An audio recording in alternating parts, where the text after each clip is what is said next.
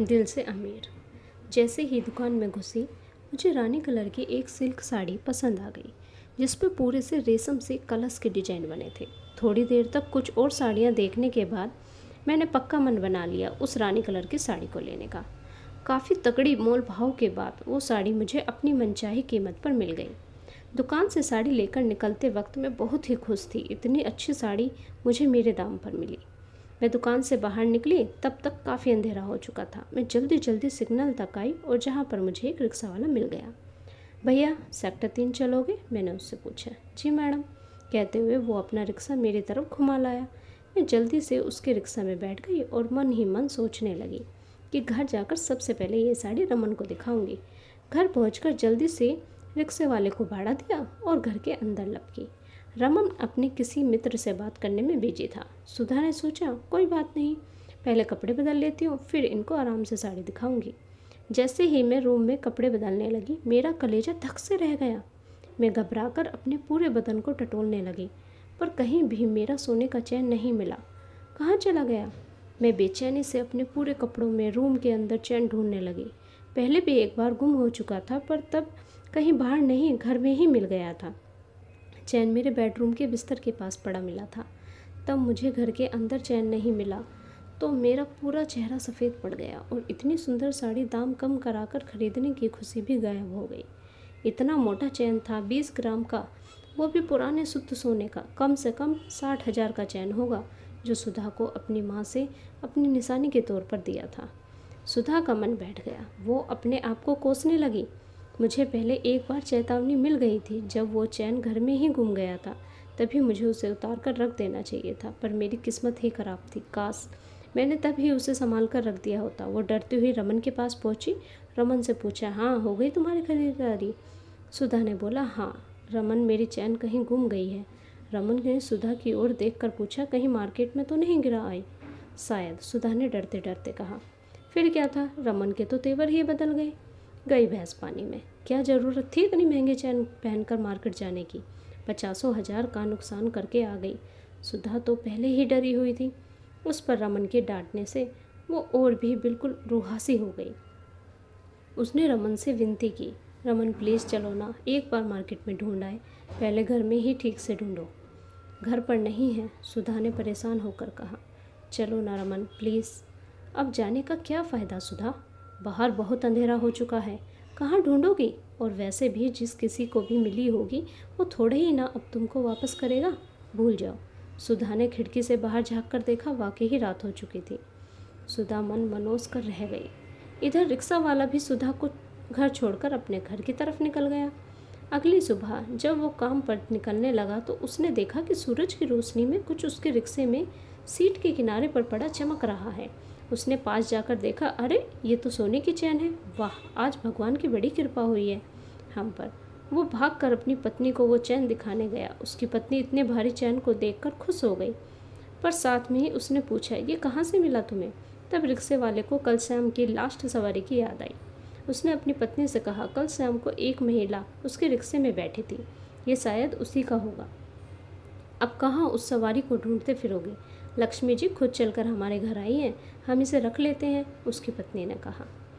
पर सोच कर देखो जरा, औरत कितना परेशान होगी, रिक्शे वाले ने अपनी पत्नी से कहा। अरे इतना मत सोचो, यह चैन हमारे भाग्य से मिला है, चुपचाप इसे रख लेते हैं। रिक्शा वाला असमंजस की स्थिति में अपनी पत्नी को देखने लगा। क्या कहती हो? कहना क्या है, रख लो। मेरा मन नहीं मानता, कम से कम एक बार ढूंढने का प्रयास कर लेता हूँ। अगर नहीं मिली तो फिर रख लेंगे, नहीं तो मुझे बहुत अपराध बोध होगा। रिक्शा वाले ने अपनी पत्नी को समझा लिया कि कम से कम एक बार ईमानदारी से चैन वापस लौटाने की कोशिश करनी चाहिए, बाकी जैसा जिसका भाग्य। इधर रात भर सुधा को नींद नहीं आई। अगले दिन सुबह से वो अनमनी सी अपने काम में लग गई। सुधा को ऐसे देखकर रमन को उस पर तरस आ गया। एक तो बेचारी की चैन खो गया और मैंने भी उस पर काफ़ी गुस्सा कर दिया। रमन सुधा के पास इस बारे में बात करने गया। सुधा तो बीत गई, वो बीत गई, अब अपना मन ठीक करो। सुधा रमन का अच्छा मूड देखकर उसे कहने लगी, मैं एक बार मार्केट जाकर चैन ढूंढना चाहती हूँ, क्या पता साड़ी की दुकान में ही गिर गई हो। एक बार जाकर पूछने में क्या हर्ज है? रमन ने सुधा का मुंह देखकर कहा। हाँ कह दी। जैसे तुम्हारी मर्जी, उम्मीद कम ही है, शाम को एक बार जाकर दुकान से पता कर लो। जैसे ही शाम हुई सुधा मार्केट के लिए निकल गई। फिर जहाँ जहाँ वो गई थी उन सब जगहों पर वो बड़ी बारीकी से छानबीन करने लगी। चैन ढूंढते हुए वो उसी साड़ी की दुकान में पहुंची जो दुकानदार ने सुधा से पूछा, क्या बात है मैडम, साड़ी में कोई खराबी है क्या? नहीं भैया जी, मैं आपकी साड़ी लेकर नहीं आई हूँ। अच्छा, तो फिर और साड़ियाँ खरीदनी है क्या आपको? नहीं, दरअसल बात यह है, कल मैं जब साड़ी खरीदने आई थी तो मेरा सोने का चैन यहीं मार्केट में कहीं गिर गया, उसी को ढूंढने आई हूँ। यहाँ नहीं गिरा होगा बहन जी, अगर गिरता तो मुझे ज़रूर मालूम पड़ता। मेरा यकीन करिए, अगर यहाँ गिरा होता तो हम आपको ज़रूर वापस कर देते। सुधा दुकान से बाहर निकलते हुए सोचने लगी, बड़े आए चैन वापस करने वाले, कल साड़ी के दाम जो मैंने कम करवाई है कहीं उसी की कसर तो नहीं निकाल रहा। हे भगवान, कैसे भी करके एक बार मेरी चैन दिला दो, फिर ऐसी गलती कभी नहीं करूँगी। ये सोचते हुए वो बड़ी सावधानी से अपने चारों ओर ज़मीन पर नज़र दौड़ाती हुई जा रही थी। रिक्शा वाला सिग्नल पर आकर खड़ा हो गया और उसकी नज़रें उसी औरत को ढूंढने लगी। थोड़ी देर ढूंढने और कुछ दुकान वालों से पूछने के बाद सुधा उदास मन से सिग्नल की ओर बढ़ने लगी। रिक्शा वाले ने उसे दूर से ही पहचान लिया क्योंकि सुधा ने आज भी कल वाले कपड़े ही पहने थे। वो सुधा की ओर रिक्शा लेकर आया तो उसने गौर किया कि वो औरत परेशान सी कुछ ढूंढ रही है। उसे पक्का हो गया ये कल वाली मैडम है। उसने सुधा से पूछा, मैडम कहीं जाना है क्या? नहीं, अभी नहीं, तुम थोड़ी देर रुकोगे क्या? कोई और आने वाला है क्या? नहीं भैया, एक सामान ढूंढ रही हूँ, सुधा ने उदासी से कहा। कोई महंगी चीज़ है क्या? हाँ भैया, तभी तो ढूंढ रही हूँ, कहीं वो सोने की चैन तो नहीं? सुधा ने चौंक कर रिक्शे वाले को देखा। अरे ये तो वही रिक्शा वाला है जिस पर मैं कल गई थी। हाँ भैया, आपको मिली है क्या? सुधा ने गिड़गिड़ाते हुए पूछा। रिक्शा वाले ने अपने पॉकेट से चैन निकाला।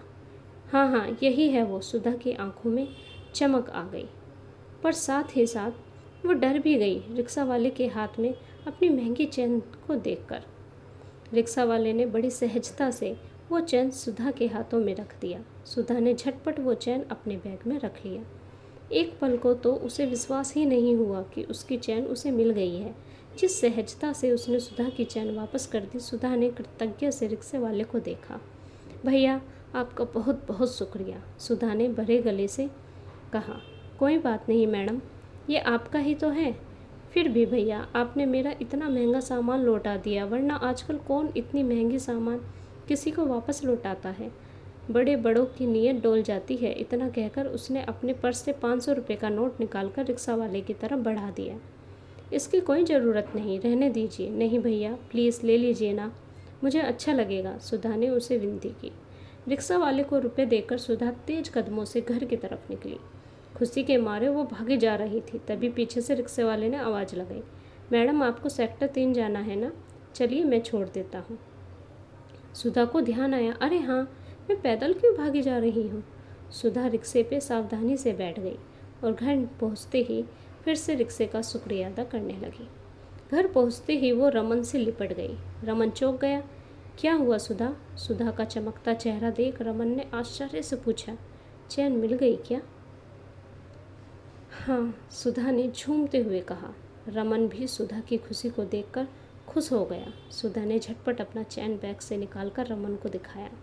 तब रमन के आश्चर्य का ठिकाना ही नहीं रहा। यह कहाँ मिला तुम्हें? सुधा ने सारी बात रमन को बताई। तुम्हारी किस्मत बहुत अच्छी है सुधा, तुम्हें शुक्रगुजार होना चाहिए उस गरीब रिक्शा वाले का। हाँ रमन, वो पैसों से तो गरीब पर दिल का बड़ा अमीर था। सुधा की आंखों में रिक्शे वाले की वो तस्वीर तैर गई थी। Thank you guys. अगर आपकी स्टोरी अच्छी लगी हो तो प्लीज़ लाइक, सब्सक्राइब्स, कमेंट्स ज़रूर कीजिएगा। Thank you.